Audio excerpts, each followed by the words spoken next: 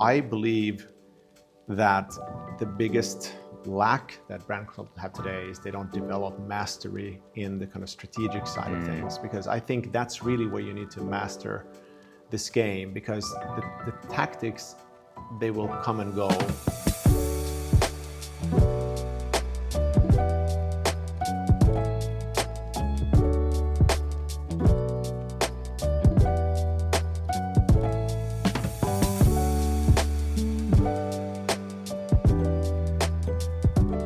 Welcome to the latest episode of Norders podcast. I'm Jonas, co-founder and CEO of Norders, and today I'm sitting with a brand hero of mine I've been following for years, and finally he came back to Finland, back to Helsinki, and I got a chance to meet and discuss with Tobias Dahlberg. Nice to meet you, sir. Now officially, finally feels like I've known you for a while after following you for so long, but Thank you. Thanks so much, Jonas. That's very kind of you, and it's very nice to meet you and very nice to be here as well.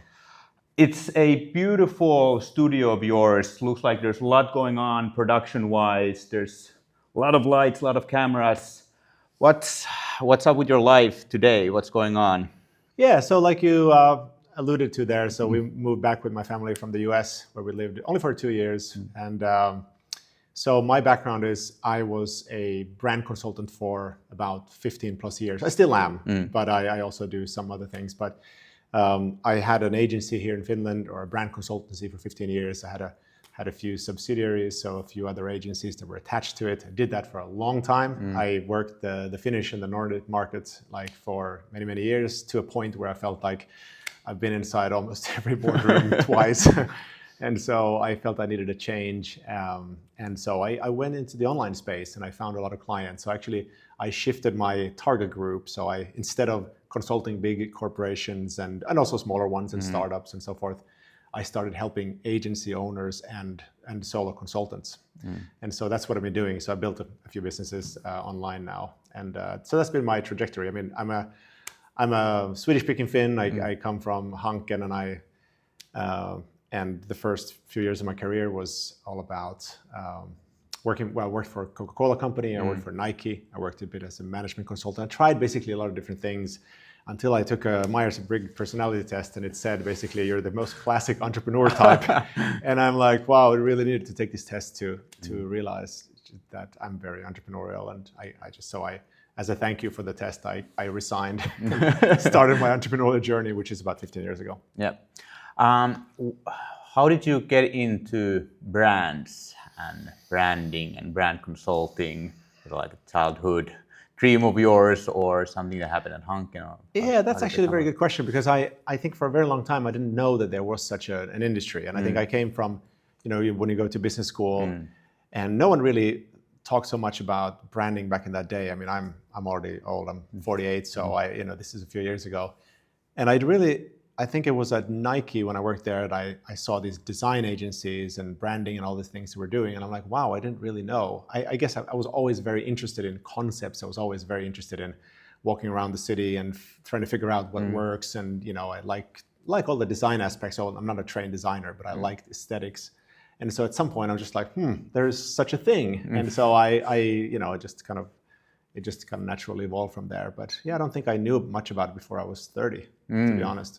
So you found your way first to the corporate world, and Yes. there you sort of found out about this. Hey, yeah, this is kind of cool. And yeah, exactly. Yeah. So I worked for these big companies, and of course they're like the biggest brands, the Coca-Cola company and Nike, like the biggest brands. And I saw inside how they were doing things, which was very impressive for me. And I realized then that I saw the agency partners they were working with. I'm like, well, that's what I want to do. So I did. But by starting your own. Yes. Yeah. I first actually worked for a marketing agency. I was recruited from Coca-Cola, and I became a partner there. And that taught me a lot about how the agencies and the kind of creative agencies work. So that was a big benefit for me. Yeah, I like having those experiences myself as well. I got to work for a Fortune 500 huge American company for a few years as a key account manager and as a sales leader there, which taught me so much about sales and sort of navigating that entire space. And then after that, got to work in an agency as well. I think both of those lessons, then becoming an entrepreneur in the marketing space, helped a lot to Yeah. hopefully, ideally now, to avoid some classic mistakes. Yeah, especially if you want to work in an agency, I think it's ideal Yeah. if you work in both, because people who work in agencies don't really understand often what goes on inside the corporation and how little they think about what the agency is actually doing. They have other things on their agenda. And conversely, people in the corporations have no idea really how agencies work and their structure. So it's ideal. Both sides of the table, I guess, as it is exactly, often called. And now you work with Original Minds, is your current company where you help brand consultants find their way. Yeah. So in a nutshell, this is probably like the 9th company I'm starting or so, but this is only like 5 months old.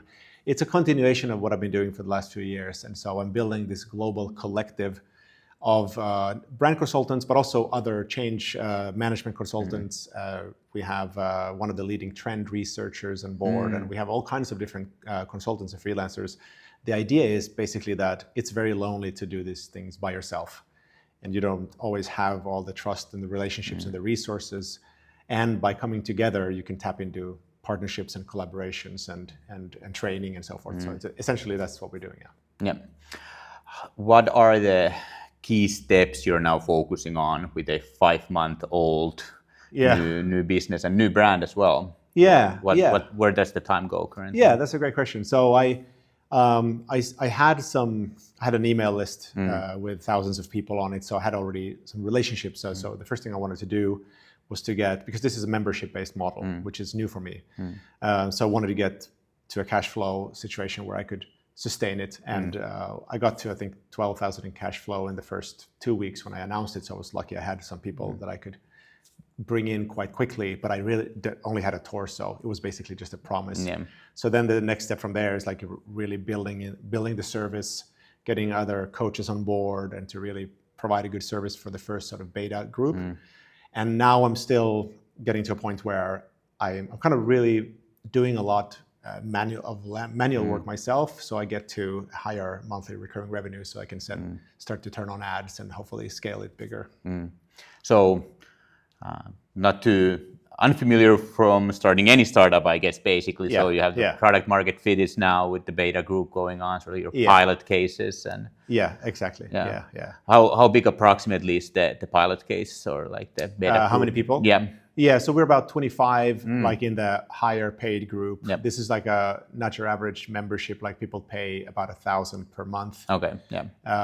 And then we have another group as well, a smaller group, which is like another 60 or so. Yeah. Okay, so well, it's a good sized group. Yeah, it's still, and the nice thing is people are from all over the Western world. So from San Francisco to New York and Chicago and Amsterdam and Stockholm and like London and so. So it's a very international group. And I noticed you also had a physical meetup in New York not too long ago. Where do you see the current sort of, I don't know, trend is the correct word, or must-haves or directions that communities and memberships are going? Are the live events necessity these days, or? Yeah, that's also another. I don't know that I have the perfect answer for that, but I think intuitively what I'm learning is that people crave connection, and so you can teach them a lot about business, and that's kind of the easier part. It's not easy for people to take action, but it's easy to show and see what they could improve. But I think it's really that connection. So what we're betting on is a kind of a hybrid model where people really want to come together. Some of our members just met in London last week, and they really want to meet in real life. So I think it's a combination. But I think only doing it in a physical environment would be quite costly and quite limiting as well. So I think it's somewhere in between. That's the best I know. One of my favorite Tim Ferriss quotes is that learning is the most beautiful way of procrastination. And I think there's a lot of truth to that. You can keep reading books and there's a lot of information available, but if you don't take any action, it doesn't really take you anywhere. Yeah, definitely true. I've definitely been guilty of procrastinating, but also I have to say, as a consultant, in my defense, like I read over 1,500 books in my career, which is a lot, and I own over 2,000. Yeah, there's a very, very impressive, although messy bookshelf. It's very beautiful here, except for the bookshelf. I don't have enough space for it, but but it's definitely true. I read a lot of books that didn't give me much value, but I think it's like if you learn how to take the best out of the best books and then actually act on it, then it's great. Beautiful. What's the next step for Original Minds after the beta group is sort of done? You mentioned already scaling with that, so bringing more members. Yeah. I think, I think of all these things, and I have a consulting company called The Simple Company, and everything I do is very geared up towards like the 80-20 principle and these other ways of like, how can I make this as simple as possible? And the way I think of it is where you have your kind of proof of concept, you're pretty clear about, okay, this is now validated. I want to find the most effective ways to scale it up. So I'm testing 2 different funnels, and we're starting to run ads here clearly soon. And my goal is to grow it to a few thousand members. So there's still room for a lot of growth from about 25 to let's say 2,000. And that is based on just the idea that I'd love for there to be these communities in the major metropoles around the world. So if you have 20 great cities around the world and all of them had 100 people who could collaborate and meet in real life, that's 2,000 people. You know, if it was 200 times 20, it would be 4,000. So I think it's nice to grow for yourself, and it's nice for many reasons, of course, financially and for other reasons, but it's also for the members, because you need critical mass, I think, in a community like this. Maybe the last question before we get into branding, but about the funnels, one aspect of new customer acquisition or funnels that we often find ourselves testing and talking about, and many of our startup customers as well, it's that sort of where do the freemium model turn into a paid model? How much value upfront you need to give? And obviously it's about the target audience a lot. How do you come about that currently? Do you feel like it's good that there's a price wall, investment wall immediately, that there's also then the personal time investment more guaranteed, or do you see that you need to create more value before asking for that? So price? I was lucky, like I mentioned, the first 20 or so members came in through having some relationships and some people even reaching out to me when I announced this. But we just launched a free group, so I don't have enough data to really say like how well that converts. But I do believe that a few years ago it was significantly easier to run ads into a VSL funnel and then convert people within 2 weeks, even at like 5 to 10,000. So we used to do that model. I had a team of setters and closers and run ads about 2,000, even 2,000 a day on ads. But now I think people are much more skeptical. So I do think you have to romance and warm them up and marinate, or whatever terrible expression I can use in order to get them. So we're experimenting with different ways, and I think the free group is going to be probably the one I'm betting on right now. Yeah. So first have a free group and they sort of get the test idea of it and so on, then go forward. Yeah. And I've been also now playing a lot with the psychological aspect of gaining versus losing. So also then what we're currently trying to do a lot is that I mentioned before we started filming, is that we do the strategy part up front often for our B2B startup clients, and that has worked very well for us, because we sort of now have this strategy done. I'd say sort of very light version, one short efficient workshop ran by me. But then I noticed that, okay, so now you can have it. It's sort of done for you, but it's behind this next payment wall. And they're like, now we sort of want it. And there is that marinating part in the beginning. And you give them something, and now it's the fear of losing a bit there. Yeah, what has helped me really is one of our members who's specialized in memberships, and she worked for some of the leading membership people in the world. And she talks about these success paths, and to really try to kind of think not about what you want to happen, but really how they want things to happen, and then design basically the path forward for them, and think like, where are they currently and where do we want them to be able to go, and then design your offering that way. I was just listening to a podcast from Brian Chesky, the main founder of Airbnb, and he said he read the Walt Disney's autobiography, and the part where Disney was the first one to do a storyboard, like that was his invention for the first long animated film, because they needed a storyboard. And then that's where he got the idea to do the storyboard for a perfect vacation experience that then transformed, in his words, Airbnb. So really sort of mapping out the entire Exactly, that's customer exactly journey. the same thing. Yeah. We have him to thank for it. Yeah. Go Disney. Yeah. So now working with brand consultants, creating the new next wave of brand consultants. What's the state of brand consulting 24, Paul? Yeah, that's a great question. So the state, in my opinion, actually feel quite strongly about this. Is like brand consulting became this thing where everybody wanted to jump on the bandwagon, and specifically designers and people in the creative fields. And it's very easy to see why, because the kind of executional side of branding, if you will, it's getting so commoditized, not only by AI, but also through just the global network and the Fivers and the Upworks and so forth. So a lot of people naturally wanted to move up the food chain. And maybe there are other reasons as well, but at least the ones that I've been working with.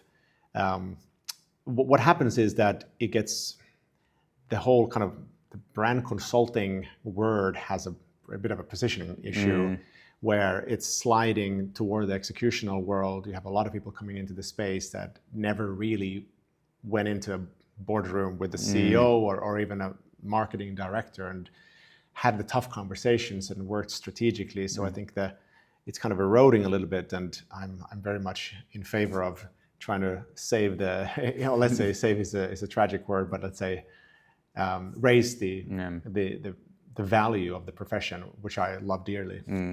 So a lot of today's brand consultants might have shifted towards let's make social media posts, let's make quick meta ads and so on, instead of really looking at strategically what the brand needs and where it's going and so on. Yeah, exactly. And so if I can geek out a little bit, it's please.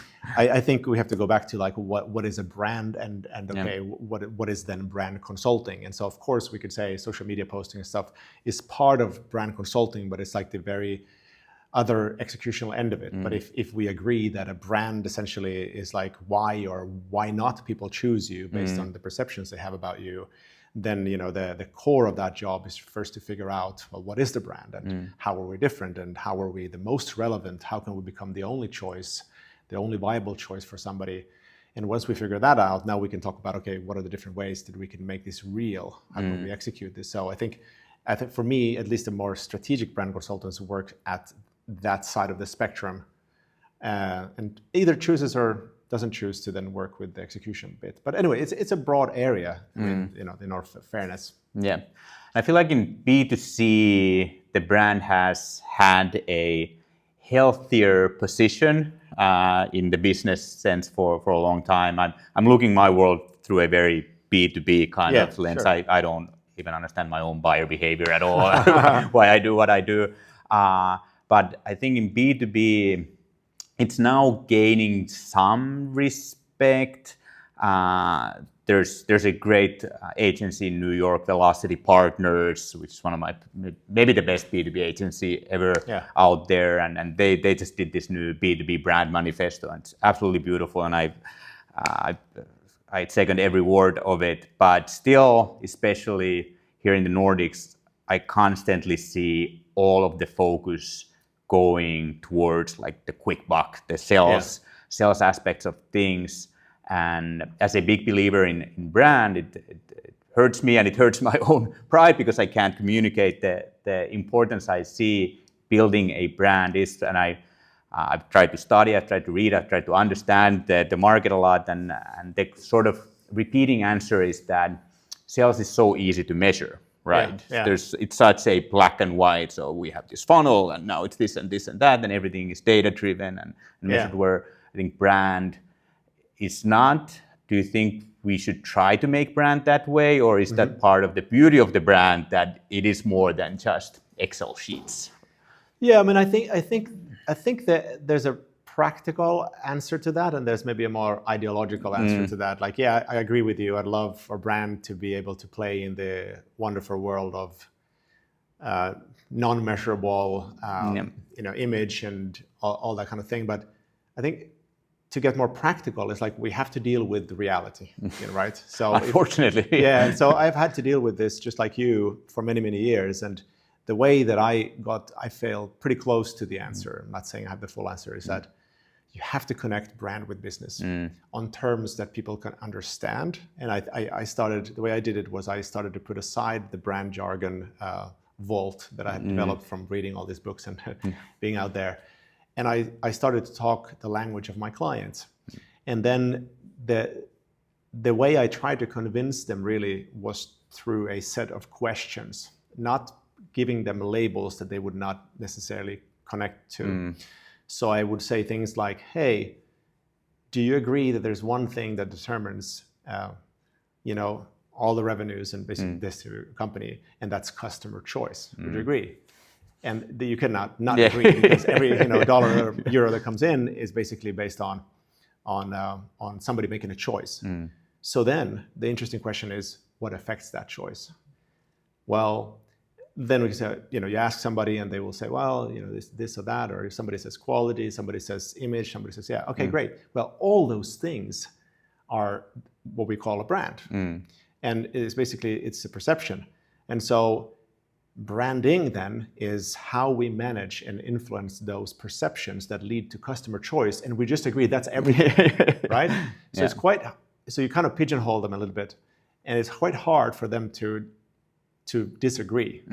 And so then you take a very holistic approach to branding and say, that's what this is all about. It's about making more people choose you more times at higher prices so they come back more often. And those are the only way you can grow a business. And now suddenly they're paying attention. That's how I did it, and that was like what worked. And I'm very happy to hear that. I love that workaround. There's a very hot startup term right now that is going to make this a lot easier for me, and that's customer driven. That's basically it. So instead of going brand driven, customer driven is important right now. So you got to look at that direction. I mean, it's the same thing essentially. I think the brand word just confuses so many people. So it's good sometimes to maybe put it aside. I think another word I haven't heard in my work in so long, also something that Brian Chesky kept repeating, the importance of, he talked a lot about heart and soul. And in all defense, I understand it's a bit easier now when you're in his position and done what he has done to talk about the importance of those. But nonetheless, he kept repeating like the need for creativity in boardrooms. Like, oh man, I haven't even heard that word in so long anymore. And maybe that's one of those same terms that boardrooms are a bit, I'm sure afraid of is the wrong term, but it's not part of their language, as you said.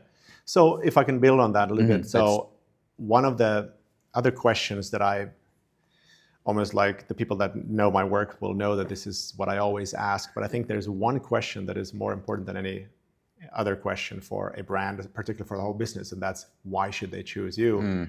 And I even sometimes do brand strategy through that question alone, and then I break it down into, well, we have to understand who are they, so define a very clear audience for whom you want to be the most relevant, and why, of course, like what are the reasons, etc. And who are they, and choose what other choices do they have, etc. But anyway, so why should they choose you is everything. And I think when you do the work of branding, you have to solve that question. And then the other part of it is you have to get your people to understand and buy into it. And then thirdly, you have to get your end customers or clients to understand it and to believe that this is my best choice, this is my only choice. And like that's really the work of branding. But to go back to what you said earlier, when the kind of the long term and short term, you can get a short-term ROI on brand work like in 24 hours. I mean, that's let's take this B2B example.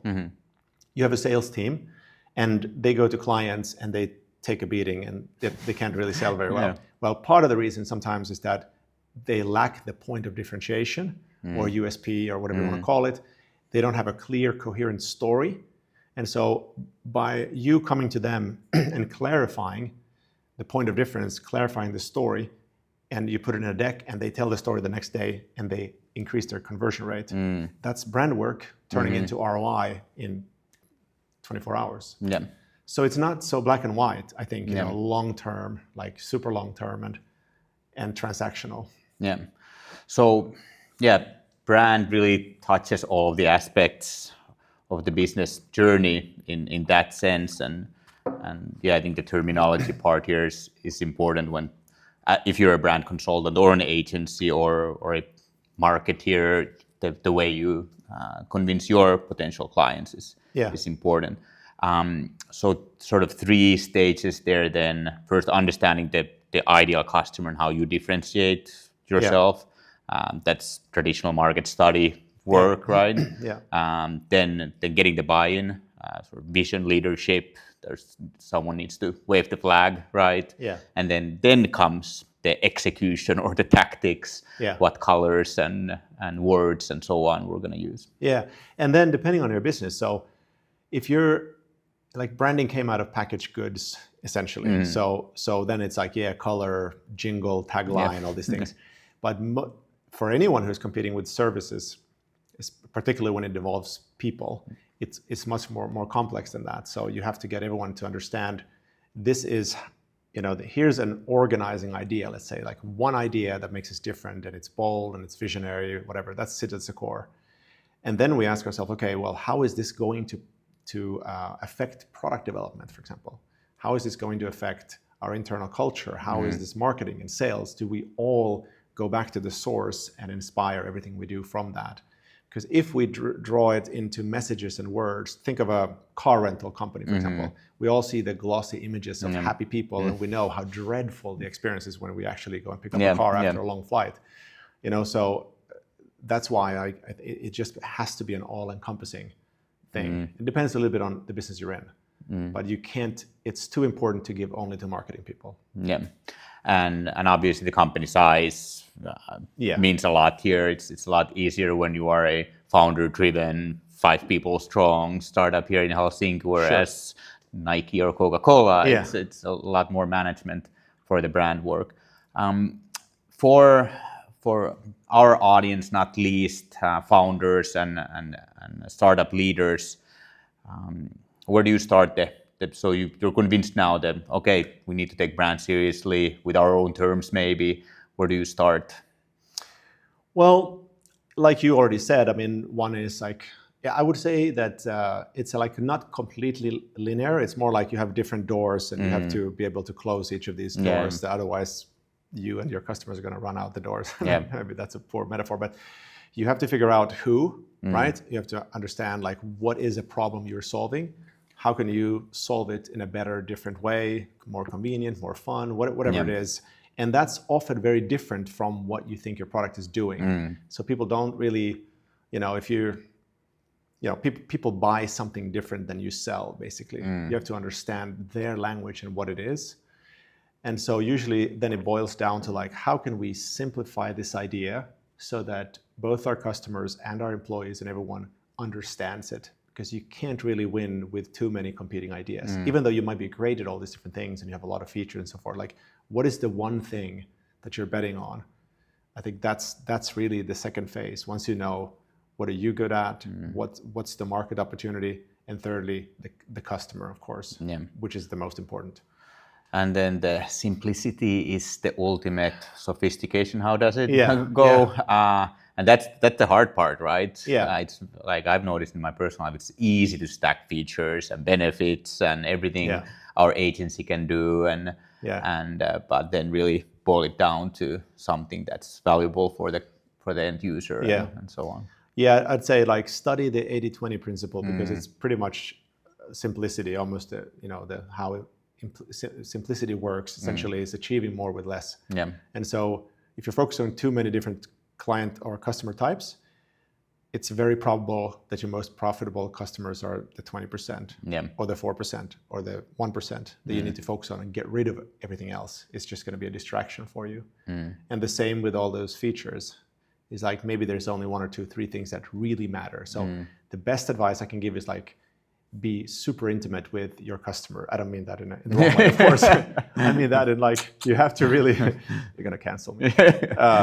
You have to be, I mean, what is astonishing is that people don't spend more time with customers trying, because all the answers, they're the source. All the answers you're seeking, they've got it. If you're speaking to the right person, figure out what it is they're trying to solve for, what are the pain points, what are the frustrations, all these things. and then design your offering to meet those things. It's as simple as that. And that's why I think also sort of bringing brand back to the revenue discussion, because salespeople, they are ideally, hopefully, doing that several times a day, and they are often the ones at the front lines. And that's still for me. I remember when I started working as a key account manager at the Fortune 500 company, then it started to become, so this is 2013, 11 years ago that makes it. And then it started, like, at least there, like, marketing and sales are siloed and we need to end this. I think that's how big consulting companies were approaching a lot of us those days. But it's still, I see it every day, even with ourselves, and we should be the manifestation of the country. When things start speeding up and it gets hectic, I quickly notice, okay, now those guys are doing their own PowerPoints. They're like, the story is not like complete anymore, and it's not aligned with other touch points, and marketing starts doing completely their own thing. Whereas that great reminder for me to bring back that sales into the marketing conversation as well, because they are doing that customer discussion all the time. Yeah, it's it's basically just the same process. It's just different ends of the process. The first marketing starts with the research and with all the other things that marketing does, so that we can provide leads for sales, especially in a B2B environment. And so you have to have that coherence.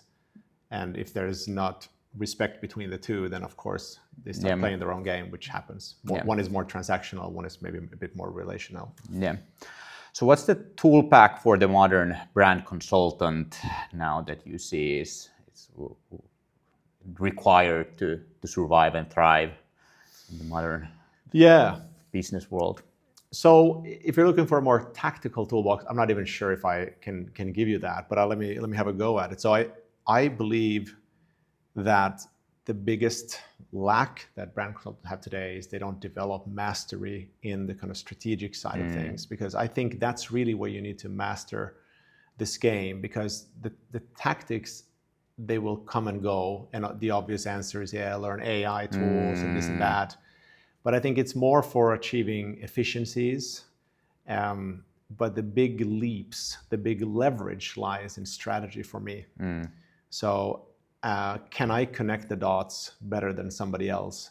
Because it's a lot about pattern recognition. You feed your brain, or maybe ChatGPT or other tools, with a bunch of data, but who's the one who's going to find that idea that resonates and becomes the most relevant to your customers, and then being able to execute that. So I don't want to diss the tactical execution side of things, but I think like there are millions of people out there. If you want to be a brand consultant who is in the top 1%, I would not play in that side of the game. I would be the most strategic, but that's where I'm coming from. So I come from a more business background than a lot of other people more in the creative field. You can still carve out a great space, but I think the question is, in this world of AI particularly, how can I still solve a problem that my customer is dealing with that is not being commoditized in the next few months? So I would run that way. That makes sense, and everyone listening or watching this has experienced how easy it is now to create slightly shitty content these days in a push of a button. So having that sort of mastery on strategy makes sense. That I buy into that. Question arising is sort of something that we discuss constantly also with our clients, is like choosing the ICP and how far you want to niche down. I think the brand consultants have the same question then, like, are you going to choose certain industries or horizontal markets and so on? But I guess the answer is the sort of deeper you dare to go.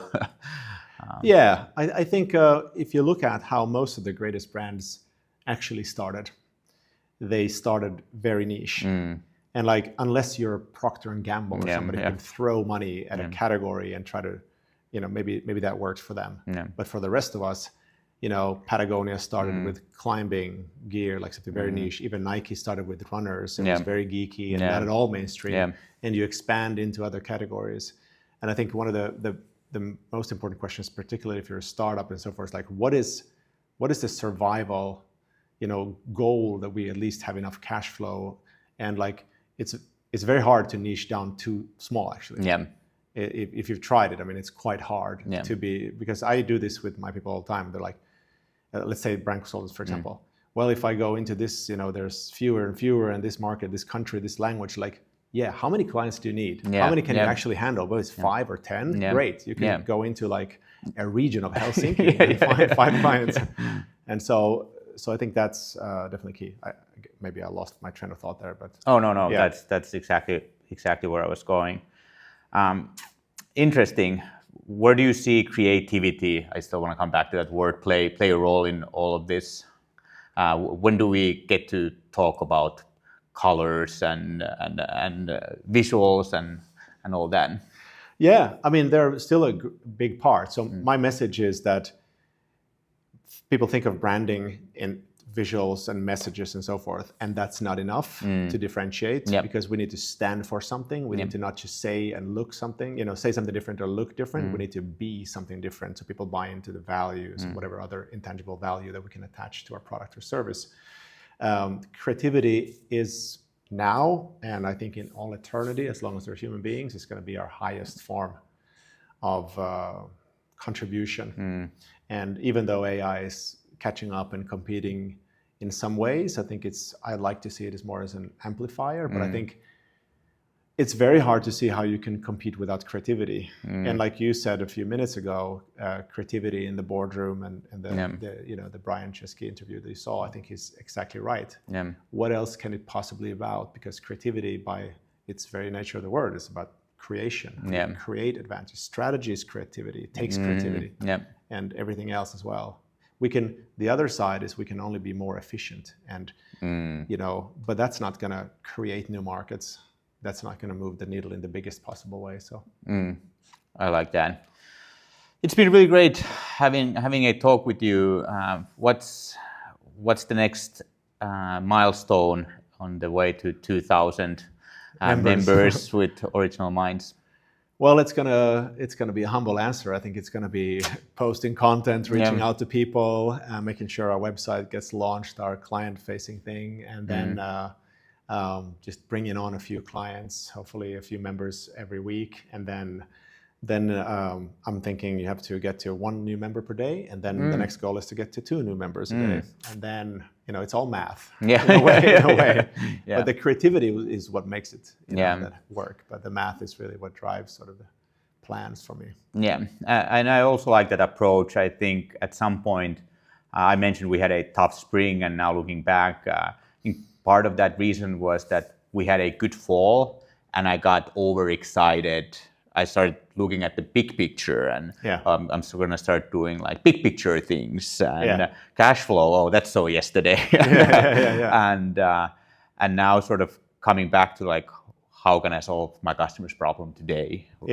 Feels really good and already makes a difference in our bank account. So I like that sort of 1 new member a day approach. And then retain them. I think it's like, I mean, we've all heard it. I mean, I think the best secrets have all been told many times, but it's like create more value than anybody else and keep clients. It's quite burdensome and expensive to get new clients. I mean, so I love a retainer model.